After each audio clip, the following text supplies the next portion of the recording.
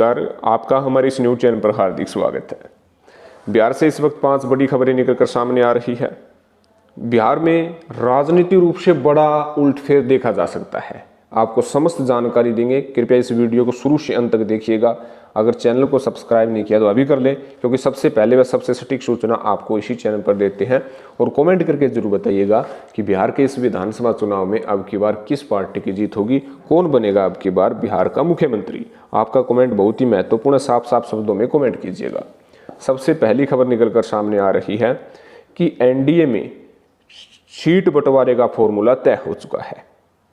इस फॉर्मूले में जेडीयू को 104 सीटें मिली है, भाजपा को 100 सीटें मिली है, लोजपा जो चिराग पासवान की पार्टी है उन्हें 30 सीटें मिली हैं और रालोसपा को गठबंधन के तहत 5 सीटें दी जा रही है। अभी भी महागठबंधन छोड़कर रालोसपा एनडीए में आस्था जताई है, तो 5 सीटों पर चुनाव लड़ने के लिए एनडीए ने हामी भर दी है। और आम पार्टी जो जीतन राम मांझी की पार्टी है उन्हें 4 सीटें देने के लिए एनडीए आश्वस्त है। और इसके साथ साथ रालोसपा प्रमुख उपेंद्र कुशवाहा को वाल्मीकि नगर से लोकसभा उपचुनाव का चेहरा एनडीए की तरफ से बनाया जाएगा। ये साफ तौर पर एनडीए की तरफ से ऐलान हो चुका है। तो दूसरी बड़ी खबर निकलकर सामने आ रही है कि चिराग पासवान ने वादों की झड़ी लगाई है।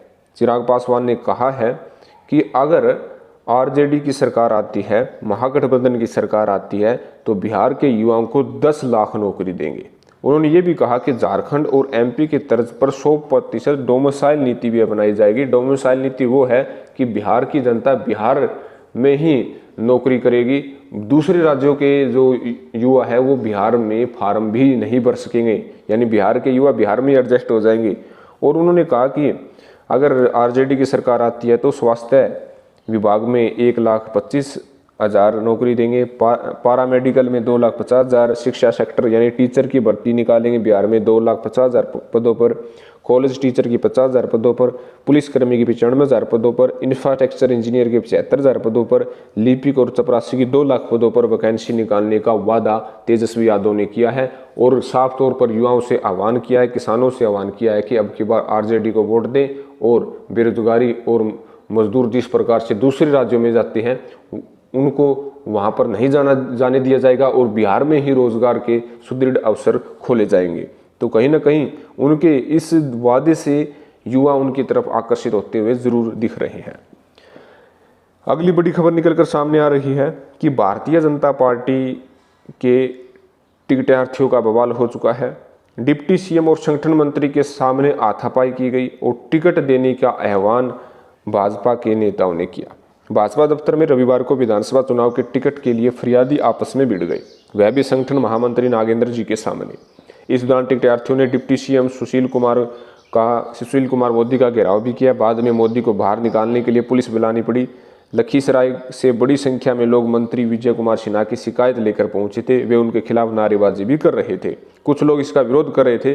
पार्टी की रूटीन बैठक के बाद उप मुख्यमंत्री मोदी जब जाने लगे तो ये लोग उनके सामने आ गए। तो कहीं ना कहीं टिकटों के लेकर भाजपा में बवाल चल रहा है। वहीं जेडीयू के प्रमुख नेता और वर्तमान में मुख्यमंत्री नीतीश कुमार ने क्षेत्रीय प्रभारियों से फीडबैक लिया है और किस सीट पर कहां से उनका जेडीयू का प्रत्याशी बनाया जाए और किस प्रकार चुनाव लड़ा जाए। बूथ लेवल पर विशेष तौर पर मैनेजमेंट से संबंधित नीतीश कुमार ने ऐलान किया है और हर सीट पर अपने प्रभारी अपने प्रत्याशियों के चयन से संबंधित बातचीत की है। बताया जा रहा है कि जेडीयू सबसे पहले अपने प्रत्याशियों की सूची जारी कर सकता है। और अगली बड़ी खबर निकल कर सामने आ रही है कि पूर्व डीजीपी गुप्तेश्वर पांडे ने नीतीश कुमार के अगुवाई में जेडीयू पार्टी में शामिल हो चुके हैं। उन्हें जेडीयू पार्टी की सदस्यता दिलाई गई है। और इस अवसर पर साफ तौर पर पूर्व डीजीपी ने कहा कि अगर पार्टी उन्हें किसी विशेष सीट पर चुनाव लड़ाना चाहती है तो वे तैयार हैं और हर संभव जीतने की पूर्णतः कोशिश करेंगे।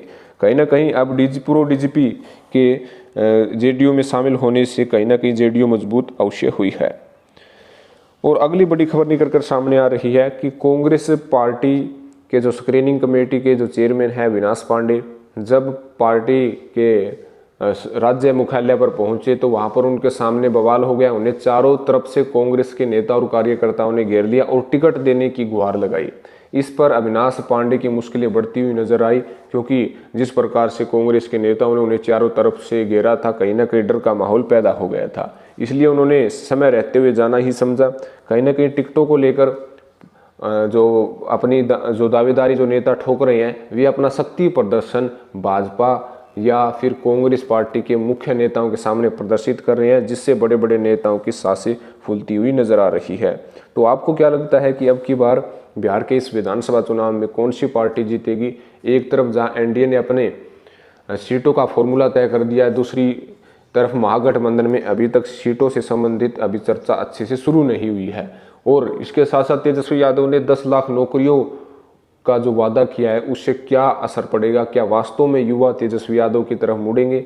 आपका क्या कहना है? आप अपनी प्रतिक्रिया कमेंट बॉक्स में जरूर दीजिएगा कि अब की बार किस पार्टी की बिहार में सरकार बनेगी। और इस चैनल जनहित न्यूज़ को जरूर सब्सक्राइब कीजिएगा। धन्यवाद।